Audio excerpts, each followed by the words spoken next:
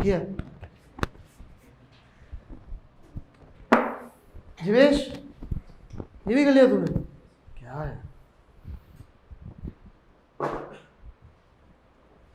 कर लिया tent? Okay, तो सीधे मैं काम की बात पे आता हूँ, आंसर तो बता ही दूंगा। इक्विवेलेंट सर्किट डायग्राम जब बनाएंगे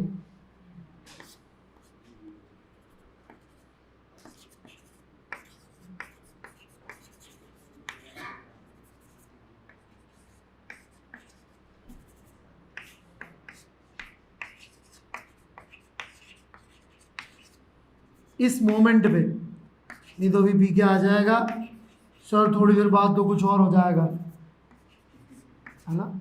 इसको हर आंसर परमानेंसी में चाहिए, है ना। फाइनल आंसर सब चीज़ों का है, हम सब मर चुके होंगे, है ना। हाँ, तू भी, मैं भी, और थोड़ा आगे जाना है तो पृथ्वी भी नहीं बचेगी, और आगे जाना है तो सन भी नहीं बचेगा, है ना। सन की डेथ तो कोल्ड वाली होगी, हाँ, मतलब ना न्यूट्रॉन स्टार भी मिल पाएगा, सुपरनोवा में कुछ नहीं होने वाला सन का, ऐसे ही बर्बाद से ही होगा, है ना। सन का भी कुछ नहीं होगा, है ना। मास सफिशिएंट नहीं है सन के पास, वो सुपरनोवा। कितने लोगों का यही था circuit diagram equivalent? You got it then, that's what I meant. Faraday law से आप करंट तो बता देंगे और फ्लक्स में change B A U sine theta आ जाएगा, लेकिन फेरेडे लॉ आपको सीट ऑफ ईएमएफ नहीं बता सकता। और ये वायर्स यूं चल रहे हैं तो इनमें भी एक फ्लक्स, वो ईएमएफ जनरेट होगा, that's why we need motional EMF, है ना। ये आ जाए सर आप तो इसको जरा मैक्सवेल से सॉल्व कर दो, 0 = 0।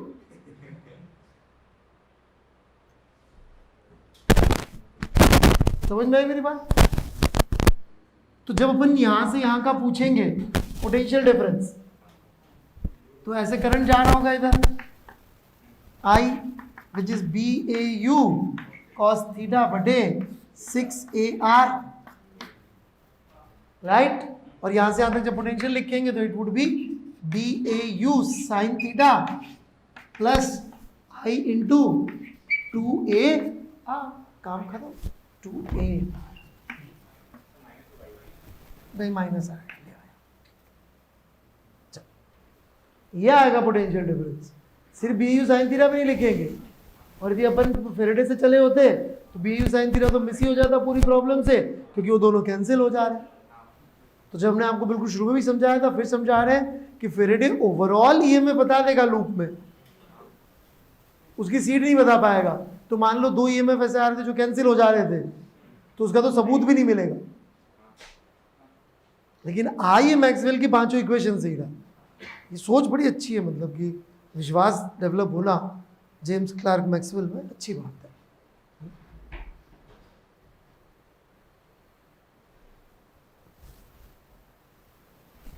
ना रिलीजन जैसा है, रिलीजन में भी ऐसे ही बोलते, भगवान आपकी मदद कुछ नहीं करने वाले, आपको खुद ही करना है सब कुछ, बेस्ड ऑन भगवान के बताए हुए फंडे, राइट। ऐसे होता है रिलीजन में, फिजिक्स में वैसे ही, मैक्सवेल फेरेडे आपके लिए सवाल सॉल्व नहीं करेंगे।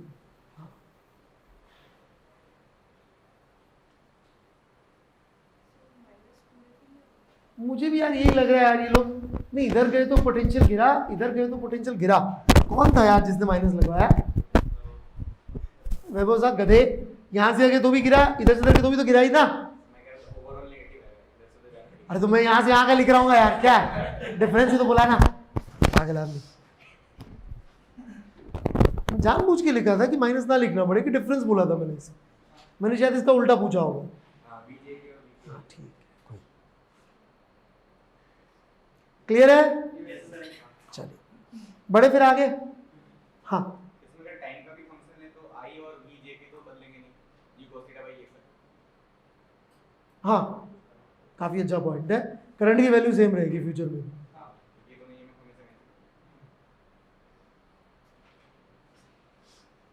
बड़े आगे तो याद रहेगा, फेरेडे लॉ होने के बावजूद लूप में भी इस फेरेडे लॉ से सब कुछ नहीं मिलता, है ना। आप बोल सोचे थे फेरेडे बहुत बढ़िया काम कर रहे हैं,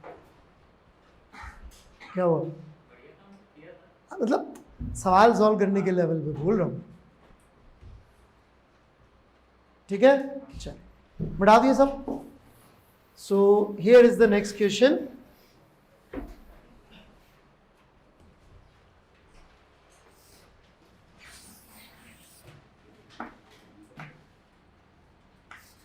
ये अपना वही था सोलेनोइड वाला ही पिछली क्लास में. ए रेडियस था इसका और बी डॉट के था शायद. बी डॉट होता है डीवी बाई डी टी का शॉर्ट फॉर्म नोटेशन है. ठीक है, तो ये हमने एक रॉड रख दिया यहाँ पे ए लेंथ का, यहाँ से ए डिस्टेंस पे सेंटर से. मेटेलिक रॉड है. इसके एंड्स के बीच में कितना पोटेंशियल डिफरेंस होगा? अरे ये एक मिनट रुक जाइए. हेलो, हाँ जी.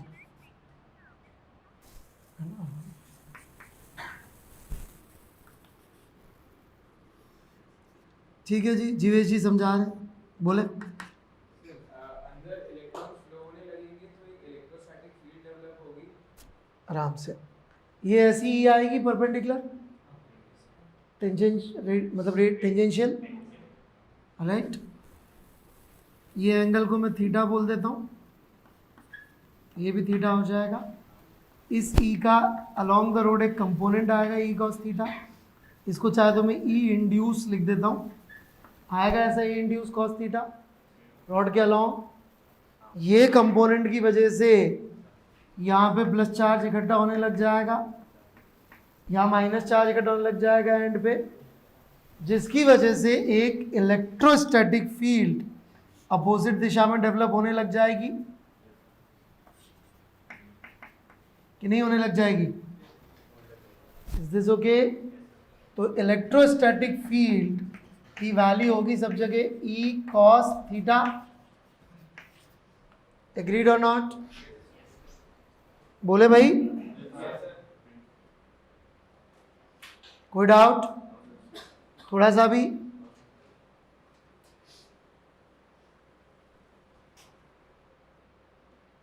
Hence there would be potential difference. अब नेट रॉड में फील्ड कितनी होगी? 0. इंड्यूस और नॉन इंड्यूस कैंसिल हो जाएगी, मतलब इंड्यूस और इलेक्ट्रोस्टैटिक, तो फील्ड कितनी होगी? 0. और पोटेंशियल डिफरेंस होगा क्योंकि इलेक्ट्रोस्टैटिक फील्ड है. समझ में आ रही मेरी बात यहां तक कि नहीं आ रही? राइट, इसको निकालने जाएंगे तो बहुत इजी है एक्चुअली. ई कॉस थीटा यदि आप लिखेंगे तो ई का अंदर का फॉर्मूला आपको याद होगा, B dot X by two, B dot X by two cos theta. ये बन जाएगा एक्स का कॉस थीटा. देखिएगा जरा क्या आ रहा है, दिस डिस्टेंस इज एक्स, तो व्हाट इज एक्स का cos theta? A by two. तो आप देखेंगे तो ये जो फील्ड है वो भी फर्स्ट क्लास यूनिफॉर्म आ रही है, बी डॉट ए बाय 4. क्या हो गया?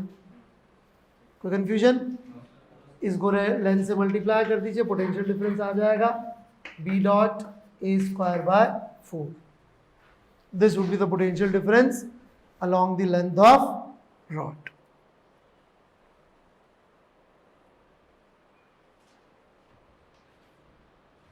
As usual, वहां पर हम लोग जो काम मोशनल ईएमएफ से करते थे, यहां पर सिर्फ एक ऐसी ज्योमेट्री है जहां पे हम लोग इंड्यूस इलेक्ट्रिक फील्ड से भी रिजल्ट निकाल सकते हैं.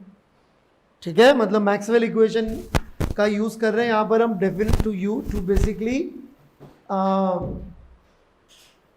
राइट सोर्स की ईएमएफ का सीट का है. लेकिन फेरेडे लॉ का हम वहां पे भी यूज करते थे, रॉड लेके उसमें मोशनल ईएमएफ निकाल दिए थे, फिर पूरा सर्किट बना के अपन ने दिखाना था कि देखो इसमें फेरेडे से भी वही आंसर आ रहा है जो मोशनल से आ रहा था. तो यहाँ पे भी अपन फेरेडे लगाने की कोशिश करेंगे. बता रहा हूँ अगली स्टेप क्या करने वाले. यहाँ तक कोई डाउट हो तो पूछ सकते हैं कि इसके अंदर इतना ईएमएफ आ गया होगा. इसको ईएमएफ कह सकते हैं अपन.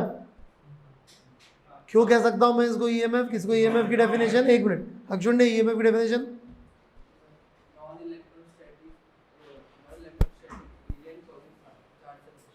Alright, do we have a non-electrostatic agent here causing charge separation? What is that? No, induced electric field. फर्क पड़ता है, इलेक्ट्रिक फील्ड बोलने की हिम्मत है कि नहीं आप लोग? Induced electric field is EMF here. बढ़े आगे। So here we go then.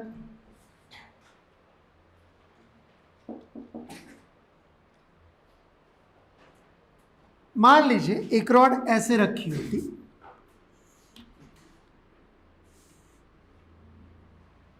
Radially, इसमें कितना पोटेंशियल डिफरेंस आता है ड्यू टू, कैसे बोला जीरो? क्योंकि चार्ज सेपरेशन नहीं हो पाएगा। क्यों नहीं हो पाएगा? एंड्स बहुत नियर है, चार्जेस सेपरेट कहाँ होंगे? फील्ड इसके परपेंडिकुलर आएंगी तो वो थिन रॉड के थिन के क्रॉस तो कुछ होना नहीं, राइट? तो एक जुगाड़ है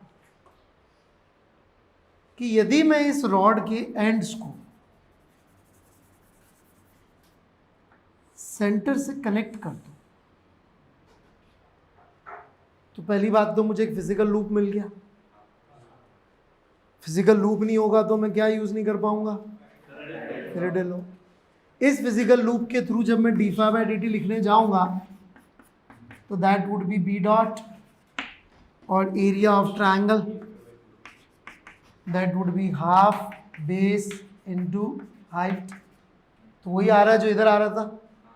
क्यों? क्योंकि मैं पिन पॉइंट कर सकता हूं कि सीट ऑफ ईएमएफ इस लूप में सिर्फ इस रॉड में ही हो सकता है, बाकी दोनों में तो नहीं हो सकता।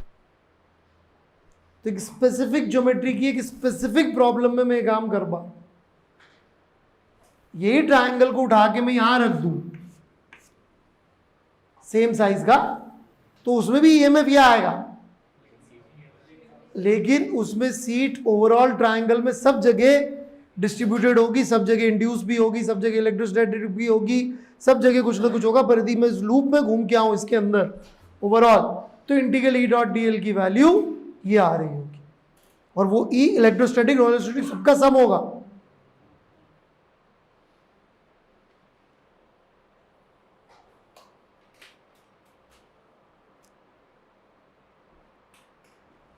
समझ में आई मेरी बात की नहीं आई? और कहां पे कितना होगा, कहां पे क्या चल रहा होगा, मैं बिल्कुल भी नहीं बता सकता, कोई चांस ही नहीं, नॉट पॉसिबल।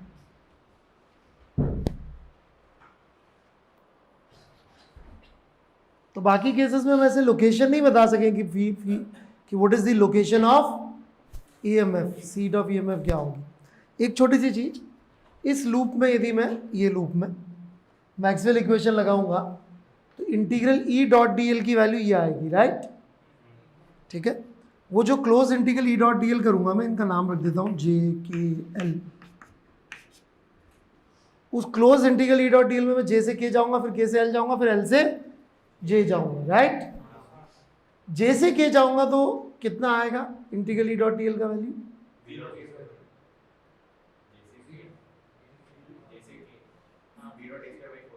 जीरो, क्योंकि ई पूरी लिखते हैं तो यह इंड्यूस भी है और इलेक्ट्रोस्टैटिक भी है। के से एल और एल से जे जाते हुए सिर्फ इलेक्ट्रोस्टैटिक होगी और उसकी वैल्यू इसके बराबर है। You get what I am saying?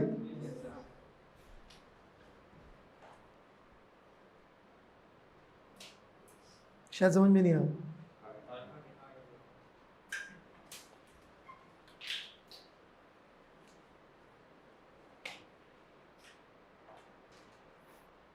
अच्छा, और कहीं और कोई और ज्योमेट्री हो गई मैग्नेटिक फील्ड प्रोड्यूस करने वाले की, या ऐसी कोई चीज जो कहीं और रख दी, तो फिर कुछ नहीं पता सिवाय नेट ईएमएफ के, जो फैराडे लॉ से भी आ जाएगा, मैक्सवेल से भी आ जाएगा। बाकी सीट वीट कुछ और कुछ नहीं पता पड़ने वाला। एक छटांग अपन को एक्स्ट्रा कुछ नॉलेज नहीं मिल पाएगी कि अंदर चल क्या रहा, टोटल पता होगी बस।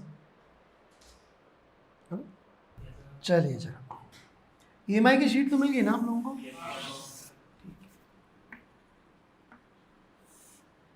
ये सॉल्व नहीं करना है, घर पे कर लेना।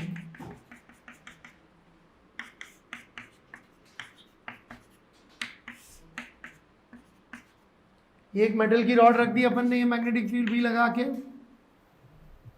लेट्स से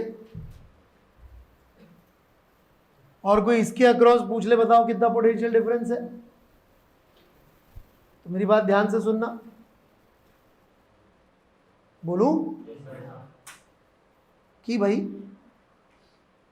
अंदर तो निकालने के लिए अपन पुराना वाला तरीका, जो ये वाला तरीका, इससे भी निकाल लेंगे, लेकिन बाहर जाएंगे तो यहां आएगा x नीचे, तो x बाय कॉस थीटा जैसे कांस्टेंट तो नहीं होगा जैसे x कॉस थीटा हो गया था, तो मेहनत बहुत लग जाएगी, सच्ची मुच्ची इंटीग्रेशन करना पड़ेगा। नहीं समझ में आई बात? अरे यहां तो इंटीग्रेशन किया नहीं ना, फर्जीवाड़ा करके काम चला लिया। कांस्टेंट आ गई थी ना भाई लेंथ के अलोंग, तो जुगाड़ ये कर सकते चाहे तो कि एंड को कनेक्ट कर दे तार से, समझ में आई क्या बात, और इसके थ्रू टोटल फ्लक्स लिख दे, उसमें एक तो अपना ट्रायंगल हो जाएगा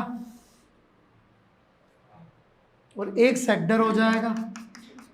ये एंगल निकालना पड़ेगा, इतनी ज्योमेट्री लगानी पड़ेगी, तो ये ट्रायंगल प्लस इस सेक्टर का area would be total change in flux, जिसकी सीट ब्लू लाइंस पे तो हो नहीं सकती। येलो कुछ भी नहीं है, कोई गधा सोच रहा येलो कौन सा चार तार है, वो एरिया निकालने के लिए। बड़े आगे क्लियर है, कर लेंगे सवाल, करके ले आइएगा, कर लेंगे भाई सब लोग, ठीक है।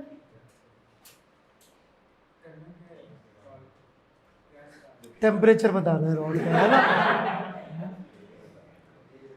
रॉड का टेम्परेचर निकाल के लिखो, फाइंड टेम्परेचर ऑफ रॉड। बाकी लोग क्या लिखोगे भाई, potential difference across rod, Jeevesh temperature निकाल के लाए, ठीक है।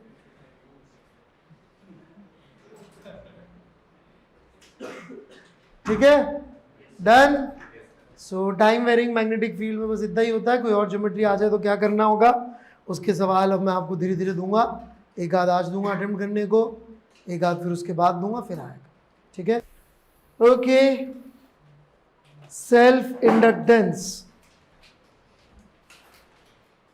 तो कहानी यह है कि जब हम लिखते हैं integral B dot D A flux के लिए, तो हम पहले ही कह चुके बी कैसे लिखनी होती है हमें, नेट, है ना, और बड़े लिखों की भाषा में बोले तो as a property of space, उस जगह की। तो कौन सी लिखनी होती है, बी पूरी, ठीक है। तो हमने कोई भी सवाल लिया हो आज तक, जैसे ये लिया पहला सवाल, याद है, यू वेलोसिटी दिए थे इसको अपन, और अपन ने इसमें जब फ्लक्स लिखा तो जो बाहर का भी दे रखा था वो लिख दिया, जबकि यहाँ पे करंट भी फ्लो हुआ होगा, राइट।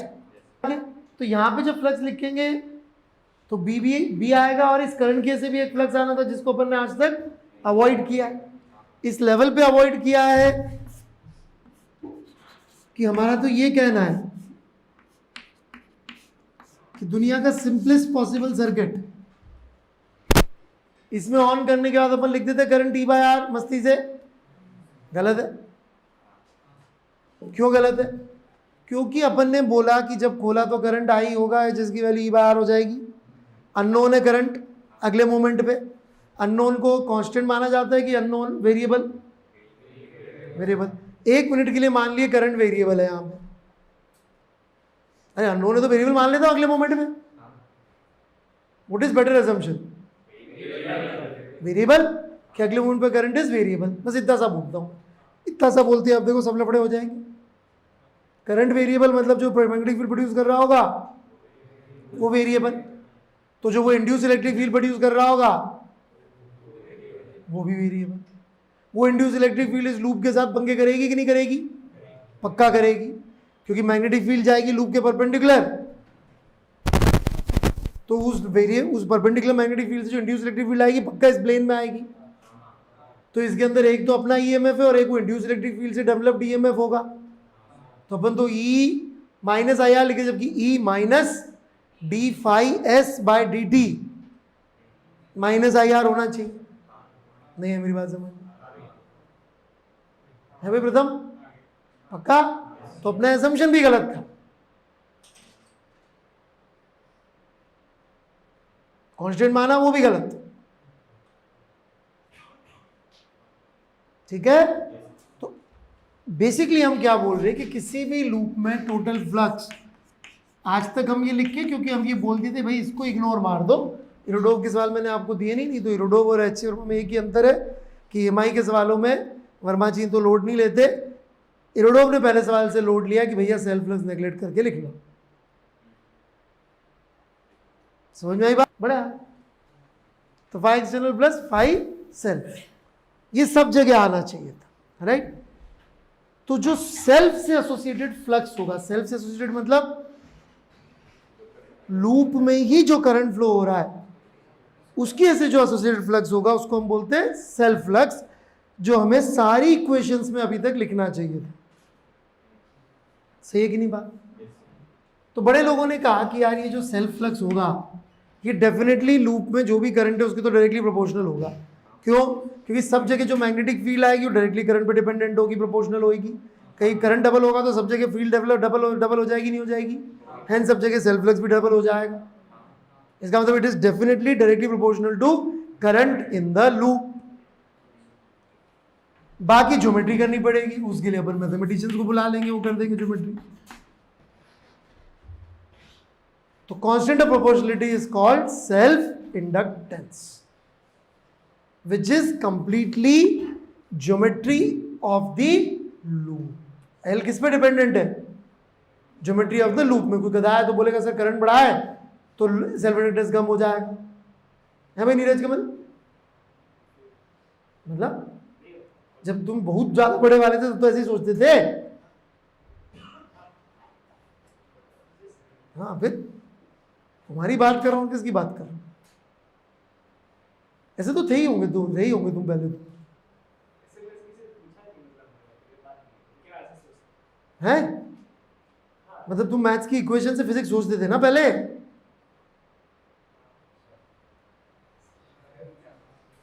पांडे तुम सभी सोचते, ये पता नहीं इसमें क्या।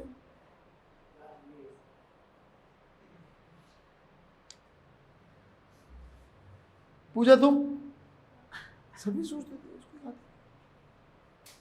समझ में आई बात सबको? तो एल किस पे डिपेंडेंट होगा? ज्योमेट्री ऑफ लूप पे। What does it represent? It represents resistance, नहीं नॉट रेजिस्टेंस, रेजिस्टेंस वर्ड गलत हो जाएगा। Tendency of loop to maintain its flux, that's why its symbol is L.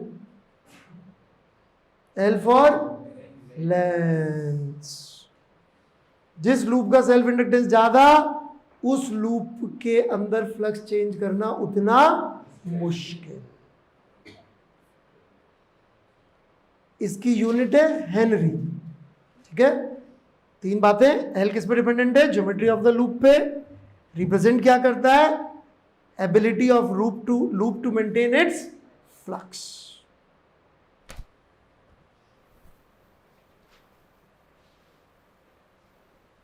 और यूनिट है हेनरी। ठीक है? अब ये हेनरी कौन थे? बेचारे माइकल फेरेडे जो हैं, उनके जीवन में है, बेचारों ने पूरा इलेक्ट्रोमैग्नेटिज्म बनाया। 746 पेज के लेबोरेटरी नोट्स है, जिसको मैक्सवेल ने बोला साहब आपके नोट्स पढ़ के हमने थ्योरम इक्वेशन लिखी है, परंतु क्या करें, गणित नहीं आती थी इस वजह से। तो हेनरी जो है वो एक अमेरिकन एक्सपेरिमेंटल फिजिसिस्ट थे, तो वो माइकल फेरेडे के कंटेम्प्रेरी थे। उन्होंने भी इलेक्ट्रोमैग्नेटिक इंडक्शन का law independent of Michael Faraday खोजा था।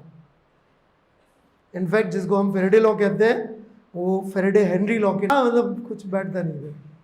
बड़े आगे एल क्लियर है सबको? क्या रिप्रेजेंट करता है? Tendency of loop to maintain its. ठीक है? चलो, so we'll stop here, continue next class on this। कुछ